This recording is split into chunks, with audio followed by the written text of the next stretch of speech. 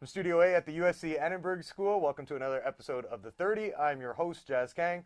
Joining me today, a man on my right who's been in the sports media industry for, 4 decades now almost? 3 decades. 3 decades? Yes. It looks like it's been 5 decades. Yes. Though, if you take a look at it. He's now a correspondent with Fox Sports 1, Rob Parker. Rob, thanks for coming in and doing this. What's up, buddy? Thank you. First question, let's talk about this. If you don't know, me and Rob actually have a bet on this. Who is going to come out of the NBA's Eastern Conference? Being a Canadian myself, I obviously had to roll with the Raptors. He's taken LeBron and the Cavs. No surprise there. What are your thoughts after Game 1 between the Cavs and Pacers? I know people are all excited and worked up. Oh, look, the Pacers are going to beat them after one game. And I'm not surprised that the Cavs are going to struggle. They're going to struggle even if they get out of the East, which I believe they will. It's going to be a struggle. Last year they entered the finals 12-1. This year I think they could be 12-5 or 12-6. They're going to be losses along the way. But I still think that LeBron, in that format of trying to beat him 4 out of 7 times, I think he is still going to emerge from the East. Yeah, far and away, I agree with you. He's still the best player in the NBA. I mean, some people will make an argument for James Harden. That's a topic for another day. But, I mean, LeBron is the most important player on his team. He should win MVP just like Jordan should have every year he's been in it. But the wins are starting to change. Raptors had lost 10 straight game ones. They beat the Wizards in their opener in Toronto on Saturday. The Cavs, LeBron James had won 21 straight game ones. Now he lost one.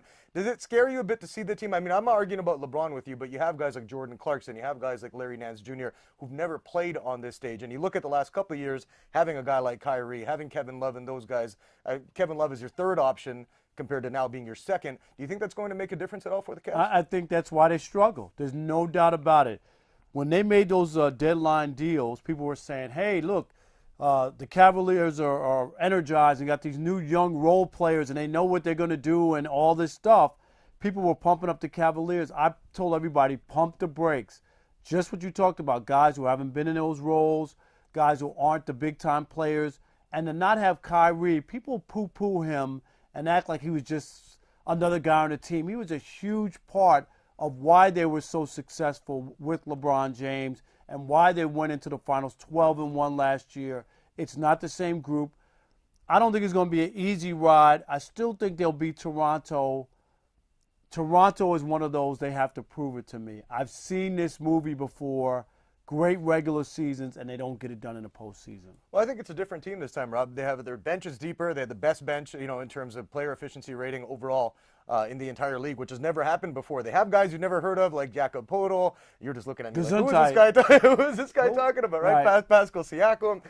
They have Fred VanVleet. These guys are coming up, and they're a lot deeper than the Cavs. So I think that's where LeBron and Cleveland is going to run into a bit of an issue with Toronto. But whoever comes out of that side of the bracket, we can agree, is probably going to beat Philadelphia, Boston, or whoever comes out on the opposite side. I agree with that. I don't think Philly's there yet. They won their first game, and everybody went crazy. Oh, they're going to the finals. And then they lose game 2 just that quickly. So be careful where people are trying to anoint after one game. One game just doesn't mean a lot, especially in the playoffs.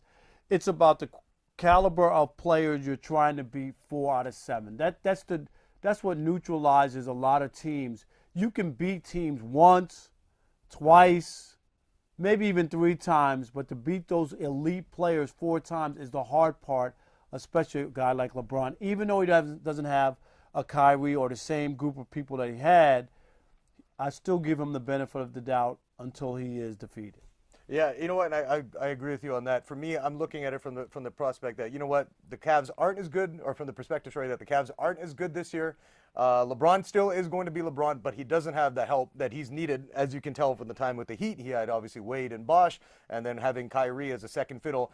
He doesn't have that this year, and I think the Raptors are deep enough and have improved enough that they'll make you eat your words at the end of it, and you will be taking me out for Wingstop. Don't forget that. We got that bet. There's no doubt about it. I still, like I said, they're going to lose some games, so they're going to look bad along the way, and then people are going to doubt whether or not he's going to get there again. And what he's trying to do, too, 8 straight years to the finals. Yeah. That's a really unbelievable mark, even with the weakened East. it still says a lot about LeBron James. Oh yeah, he's the second best player of my generation that I've gotten to see. I mean, I'm an '80s baby. I didn't really get to see much of Bird and Magic Johnson. I mean, got to see Jordan win the 6 championships in the '90s. I was kind of really into the sport then. But I mean, LeBron.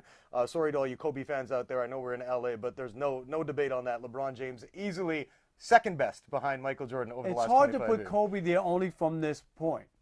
When they won those 3 championships in a row, Shaq was the best player on the team, the most dominant player in the league. So how could it be Kobe, right? Yeah. He was Robin to Shaq being Batman. That's just a fact if you go look at it. Not that Kobe wasn't a great player, but Shaq was the best player. Do you think the argument from the Kobe lovers out there is that, well, without Kobe, Shaq, those Lakers team wouldn't have won 3 championships? I always look back at it and say they had a guy like Jason Kidd. They had one of the other top guards in the NBA. The Lakers were still going to steamroll their way to 3 straight titles at that time. With where Shaq was and as dominant as he was he 30 and 17 or something? Yeah. I mean, like ridiculous numbers. And Shaq was that good. And you're right, add somebody else. Maybe it wasn't Kobe, but somebody else who was a really good, outside shooter and could do what Kobe did. And between the outside and inside, I don't know how you stop that team. So I think Shaq is the reason why. And Kobe is a great player in his own right and won 2 championships without him. But I don't think he's the second best player ever. No, that argument, I mean, he had the years that he had in between once Shaq had left, and they were transitioning. I mean, You mean the Smush Parker years? The Smush Parker year, Right. Brian Grant, you know what I mean? I mean, Odom was a good player at that time. But there was a lot of bad basketball going on. Oh, yeah. And Kobe piled up a lot of numbers. And then again, he had to get Pau Gasol in order to get over the hump, right? Yep. And that was another really big piece. If they never got Pau Gasol, he would have never won another championship. No, and I agree with that. I think he and they had Andrew Bynum, who was a monster that one was year. a was unstoppable monster. down low, and then that was a quick little 2-year run for them, and then they were out. That was it. But I mean, with Kobe, I just think that his numbers were inflated those years that he played without Shaq the first year. I mean, he's chucking up 35, 40 shots a game, and we talked about this a few times as well, that he scored the 60 points. It took him 50 shots to score 50 60 shots points. to score 60 is not impressive. No, Everybody's like, I don't care if you're in his 40 last years old. game, oh my God, he scored 60. Well, this is unbelievable. 50 shots to make 60 points when they're 2 and 3 points each? Come on. That wasn't impressive. No, I wasn't impressed with that. We did kind of shift focus to the Western Conference. I know we're going to get back to that now with the playoffs going on. When you're looking at the West and the NBA playoffs, is it just Houston, Golden State, and that's it? Yeah, I mean, I know some people like Portland a lot, you know what I mean, and what they did, and then they lose their first game, right? Yeah. I mean, to the Pelicans. So it's interesting, but I've always said it is Houston and it is Golden State. And for my money, it's Golden State still. I know Steph didn't play. People are saying, oh, you don't know, the Spurs, they're battle-tested, and they get blown out in the first 2 games. And they don't need Steph right away. Steph can come as the series and the playoffs progress, but they're such a good team. Just think about they already won a championship. They won a championship without Durant, right? And they won without, and they can win one. I hate to say they can win without Steph, but Durant is such a great player. He would replace Steph. Do you know what I mean? Mm-hmm. And they could win a championship if everything went right. But they'll have Steph as time goes on. They're still a team to beat. Yeah, I agree with you on that 100%. And I think a lot of people who are pumping up Houston, they're doing it from a perspective of they just want to see something different. Right. Yeah, Houston looked great during the regular season, as Mike D'Antoni teams have previously, where they're running and gunning, but they can't play defense. And if you watch that Minnesota-Houston game over the weekend, their series opener, that was not a runaway where Minnesota just kind of eked and got close. Yeah, they were within 1 3-pointer of Jimmy Butler's nasty 3-pointer that he chucked up at Which the was end. a bad one. Yeah, right. I don't know what he was thinking there. But I looked at that too, and I said, that 3-point win in your home opener after you had this great regular season against the ace seed or a team that hadn't been in the playoffs for, 14 years? 14 years, yeah, first time. So you look at it and go, really? That was – you're supposed to blow them out of the water and tell them to Minnesota basically, don't think you're winning this series because you're not and you're not involved. If I'm Minnesota and I played game 1 that well and was within a 3-pointer of tying it or sending it to overtime, I'd have to feel good going into game 2. Yeah, and I actually said that before the series started. I was talking with a couple of my friends on a group chat that we have going because we're all Hoops fans, and I was like, Minnesota is going to make a run at this series. I don't think they're going to win. I'm not going to be that crazy to say that, but I could see it going 6 games, maybe but even 7. But if they stretch them out, that might take something out of Houston as you go along. that's the whole thing. When you go and you had this great regular season, you kind of want to end the series as quickly as you can, 4 or 5 games, and not take any extras. And sometimes it could take a toll on you later on as you progress by wasting games on teams that you should beat. Well, I think the other thing that people miss about Minnesota coming into this one as well, Rob, they were like a 3 seed the entire time Jimmy Butler was around until he got hurt. They were hanging around that 3-4 spot. They were ahead of the Spurs for a lot of the beginning part of the season. And then they started to drop. They dropped once Butler got hurt, who is their best player. Guys like Karl Anthony Towns, I still think 2-3 years away from really finding himself, like we've seen with Anthony Davis. Wiggins, who's a stud now. Yeah, he's a stud now. Davis You know, and I think Cat will be eventually 2-3 years down the road. He's only his second year in right now. So I think these guys are going to they're going to give a test to that Houston team. I don't think Houston is as great as people make them out to seem. I think Golden State was bored at a certain point, and you started to see that with you're trying to make a run at 4 straight trips to the NBA Finals, right? And you're trying to win 3 out of 4. There's a lot of games you play. I think you're right. They realize we don't have to have the number 1 seed. It's not something that you have to push for. You could still get to where you're trying to go, and I agree. And then the injuries caught up, and they say, well, pull this guy back. We don't, what do we like? Even the year they went for the record for the most wins in the NBA regular season, a lot of people thought that was a mistake. Mm-hmm. And you know what? Did it catch up to them? Maybe it did, because they were up 3-1 in that series and lost the last 3. Did they burn themselves out to where it cost them at the end? They hadn't lost 2 games in a row all year, and then they lose 3 in a row, including 2 at home. 2 of the 3 games at home. So. And the NBA, Draymond Green did not deserve to be suspended for Game 5. Otherwise, they would have capped off that 73-win season with a championship. A lot of people feel that way. That was the one that game, and Draymond getting suspended probably altered. Oh, to me, it turned the tide of the series. Now, looking at the business of the NBA. A lot of professional sports leagues seeing a dip in their ratings because a lot of people are cutting the cord now, younger millennials, not having cable packages. You're streaming everything, Netflix, Hulu, you can go down the line of them. NBA, though, 17% increase in ratings for the Game 1 openers compared to last season. Why do you think the NBA has done such a good job of that compared to the rest of the other 3 major North American sports? That's a good question.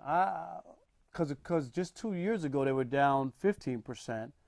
And it was kind of mundane, and I think the player movement, more than anything.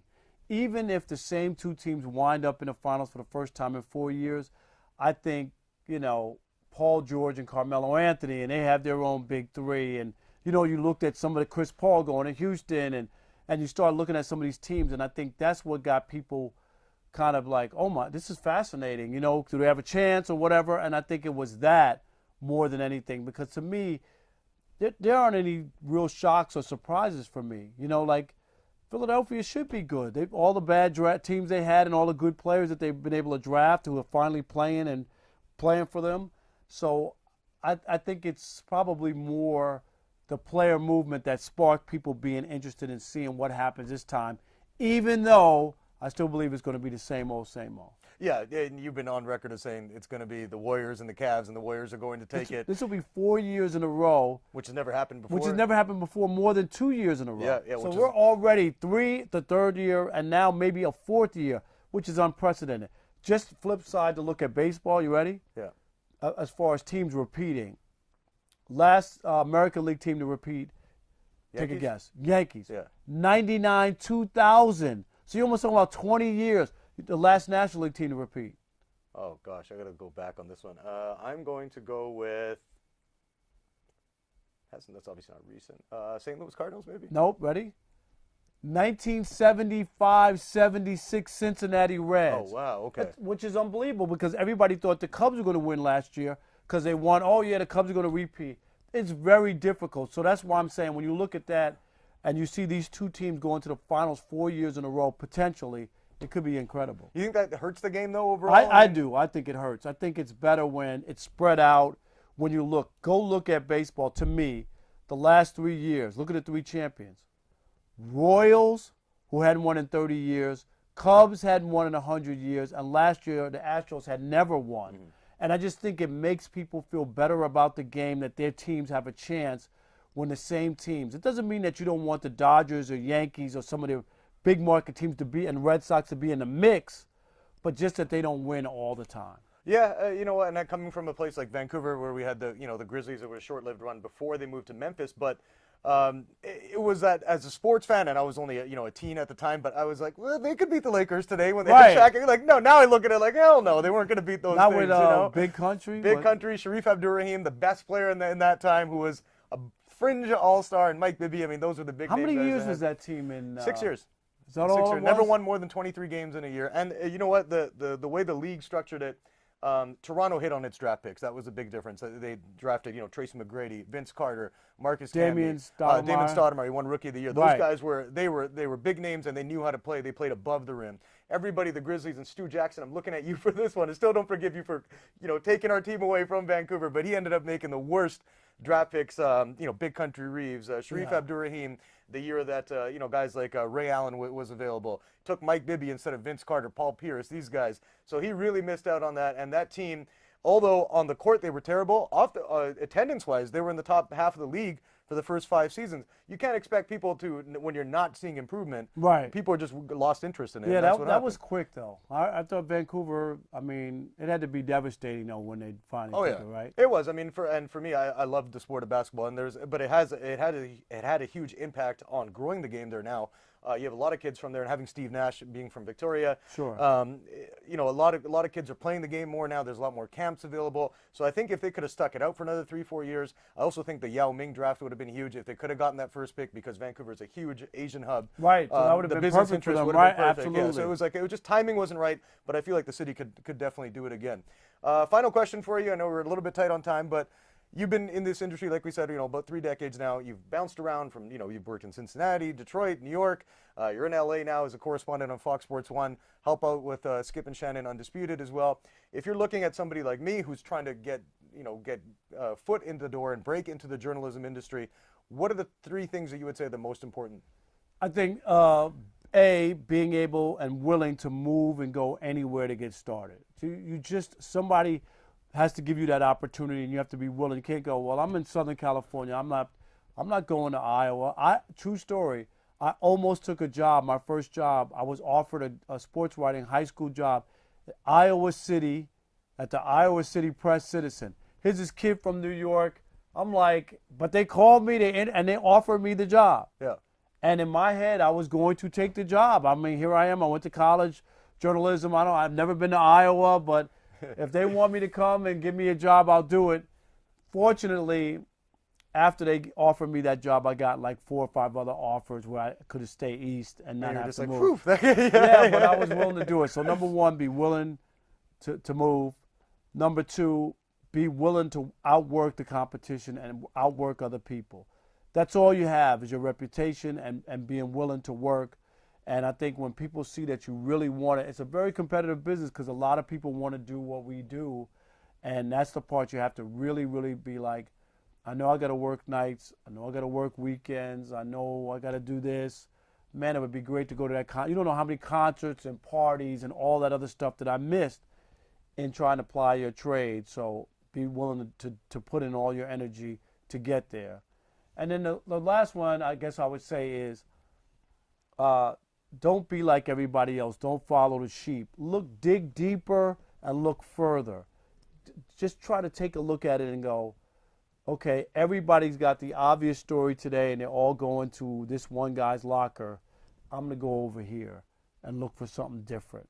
Sometimes you can't help it. The story there is the story that needs to be written. But a lot of times, if you just took your time to look deeper into something else, you probably could write something that's off the beaten path that's even more interesting. Perfect. There you go for all you young journalists out there. You're hearing it from one of the best, Rob Parker of FS1. Thanks for coming in and doing this. Appreciate it. Always a pleasure. And good luck to you, my man. Thank you know you. that. I appreciate I'm pulling it. for you. Been a big help to me so far as well. From Studio A at the USC Annenberg School, I'm Jazz Kang, and we'll see you next time.